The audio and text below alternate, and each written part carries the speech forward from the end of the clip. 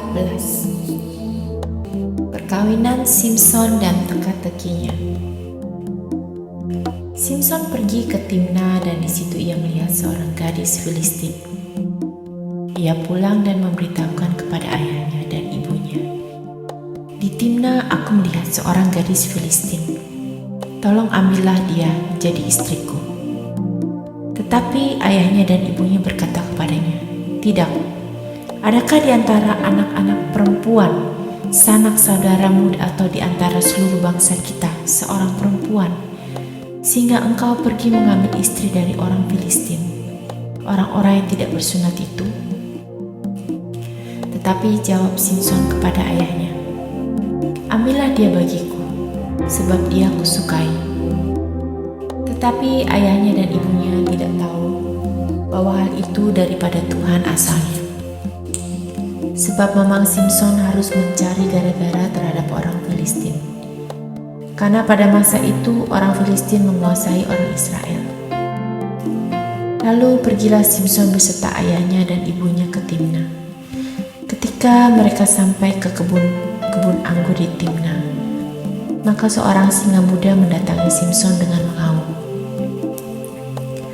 Pada waktu itu berkuasalah roh Tuhan atas dia, sehingga singa itu dicabiknya menjadi orang mencabik anak kambing. Tanpa apa-apa di tangannya, tetapi tidak diceritakannya kepada ayahnya atau ibunya apa yang dilakukannya itu. Maka pergilah ia ke sana, lalu bercakap-cakap dengan perempuan itu, sebab Simson suka kepadanya. Setelah beberapa waktu, kembalilah ia ke sana untuk kawin dengan perempuan itu. Dan ketika ia menyimpang dari jalan untuk melihat bangkai singa itu, tampaklah ada kawanan lebah pada kerangka singa itu dan juga madu. Dikeruknya madu itu ke dalam tangannya dan sambil memakannya ia berjalan terus. Kemudian pergilah ia kepada ayah dan ibunya. Dan diberikannya juga kepada mereka, lalu mereka memakannya.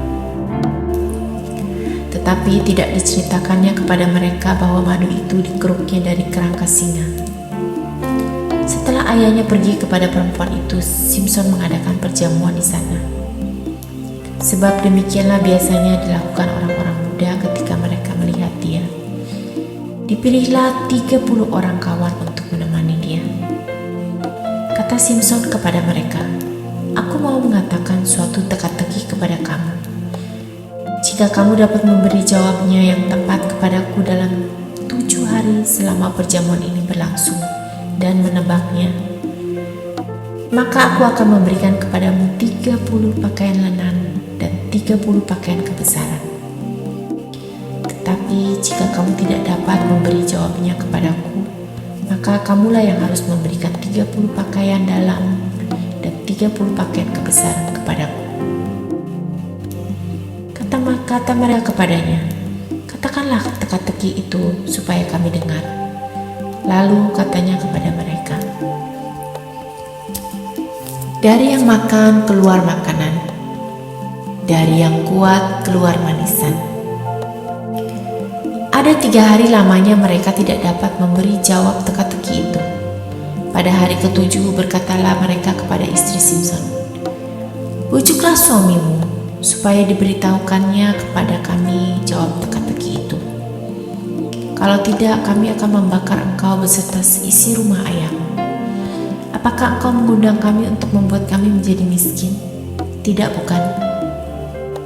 Lalu menangislah istri Simson itu sambil memeluk Simson. Katanya, "Engkau benci saja kepadaku dan tidak cinta kepadaku. Suatu teka-teki kau katakan kepada orang-orang sebangsaku, tetapi jawabnya tidak kau beritahukan kepadaku." Sahutnya kepadanya, "Sedangkan kepada ayahku atau ibuku tidak kuberitahukan, masakan kepada engkau akan kuberitahukan?" Tapi istrinya itu menangis di sampingnya selama ke-7 hari mereka mengadakan perjamuan itu. Pada hari yang ke-7 diberitahukannya lah kepadanya, karena ia merengek-rengek kepadanya. Kemudian perempuan itu memberitahukan jawab teka-teki itu kepada orang-orang sebangsanya. Lalu pada hari yang ke-7 itu, sebelum matahari terbenam, berkatalah orang-orang kota itu kepadanya, apakah yang lebih manis daripada madu? Apakah yang lebih kuat daripada singa? Sahutnya kepada mereka, kalau kamu tidak membajak dengan lembu betinaku, pasti kamu tidak menebak teka-tekiku. Maka berkuasalah roh Tuhan atas dia, lalu pergilah ia ke Askelon. Dan dibunuhnya lah 30 orang di sana. Diambilnya pakaian mereka dan diberikannya ke pakaian-pakaian kebesaran itu kepada orang-orang yang dapat memberi jawab teka-teki itu. Tetapi amarahnya masih juga menyala-nyala. Lalu pulanglah ia ke rumah ayahnya, maka diberikanlah istri Simson itu kepada kawannya, bekas pengiringnya. Hakim-Hakim 15. Simson melawan orang Filistin. Beberapa waktu kemudian, dalam musim menuai gandum, pergilah Simson mengunjungi istrinya dengan membawa seekor anak kambing serta berkata, "Aku mau ke kamar mendapatkan istriku." Tetapi ayah perempuan itu tidak membiarkan dia masuk. Kata ayah perempuan itu, "Aku telah menyangka bahwa kau benci sama sekali kepadanya. Sebab itu aku memberikannya kepada kawanmu. Bukankah adiknya lebih cantik daripadanya? Baiklah, kau ambil itu bagimu sebagai gantinya." Lalu kata Simson kepadanya, "Sekali ini aku tidak bersalah terhadap orang Filistin apabila aku mendatangkan celaka kepada mereka." Maka pergilah Simson, ditangkapnya 300 anjing hutan. Diambilnya obor, diikatnya ekor dengan ekor dan ditaruhnya sebuah obor di antara tiap-tiap 2 ekor. Kemudian dinyalakanlah obor itu dan dilepaskannya anjing-anjing hutan itu ke gandum yang belum dituai, kepunyaan orang Filistin, sehingga terbakarlah tumpukan-tumpukan gandum dan gandum yang belum dituai dan kebun-kebun pohon zaitun.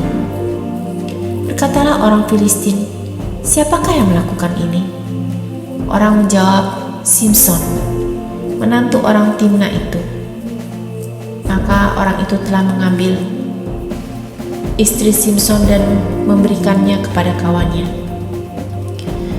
Kemudian pergilah orang Filistin ke sana dan membakar perempuan itu beserta ayahnya. Lalu berkatalah Simson kepada mereka, "Jika kamu berbuat demikian, sesungguhnya aku tak akan berhenti sebelum aku membalaskannya kepada kamu." Dan dengan pukulan yang hebat ia meremukkan tulang-tulang mereka. Lalu pergilah ia dan tinggal dalam gua di bukit batu Etang. Lalu majulah orang Filistin dan berkemah di daerah Yehuda serta memencar ke Lehi. Berkatalah orang-orang Yehuda, "Mengapa kamu maju menyerang kami?" Lalu jawab mereka, "Kami maju untuk mengikat Simson dan memperlakukan dia seperti dia memperlakukan kami." Kemudian turunlah 3.000 orang dari suku Yehuda ke gua di gunung batu Etam dan berkata kepada Simson, "Tidakkah kau ketahui bahwa orang Filistin berkuasa atas kita? Apakah juga yang telah kau perbuat terhadap kami?" Tapi jawabnya kepada mereka, "Seperti mereka memperlakukan aku, demikianlah aku memperlakukan mereka." Kata mereka kepadanya, "Kami datang ke sini untuk mengikat dan menyerahkan engkau ke dalam tangan orang Filistin." Tetapi jawab Simson kepada mereka, "Bersumpahlah kepadaku bahwa kamu sendiri tidak akan menyerang aku." Lalu kata mereka kepadanya, "Tidak, kami hanya mau mengikat engkau dan menyerahkan engkau ke dalam tangan mereka. Tetapi membunuh engkau kami tidak mau." Maka mereka mengikat dia dengan 2 tali baru dan membawa dia dari bukit batu itu. Setelah ia sampai ke Lehi dan orang-orang Filistin mendatangi dia dengan bersorak-sorak, maka berkuasalah roh Tuhan atas dia dan tali-tali pada tangannya menjadi seperti batang rami yang telah habis dimakan api. Dan segala pengikatnya hancur tanggal dari tangannya. Kemudian ia menemui sebuah tulang rahang keledai yang masih baru. Diulurkannya tangannya, dipungutnya dan dipukulnya mati 1.000 orang dengan tulang itu. Berkatalah Simson, "Dengan rahang keledai bangsa keledai ini kuhajar, dengan rahang keledai 1000 orang kupukul. Setelah berkata demikian, lemparnya tulang rahang itu dari tangannya. Kemudian dinamailah tempat itu Ramat Lehi. Ketika ia sangat haus, berserulah ia kepada Tuhan, oleh tangan hambamu ini telah kau berikan kemenangan yang besar itu. Masakan sekarang aku akan mati kehausan dan jatuh ke dalam tangan orang-orang yang tidak bersunat itu. Kemudian Allah membelah liang batu yang di Lehi itu, dan keluarlah air dari situ. Ia minum lalu menjadi kuat dan segar kembali. Sebab itu dinamailah mata air itu mata air penyeru, yang sampai sekarang masih ada di Lehi. Ia memerintah sebagai hakim atas orang Israel dalam zaman orang Filistin 20 tahun lamanya. Amin.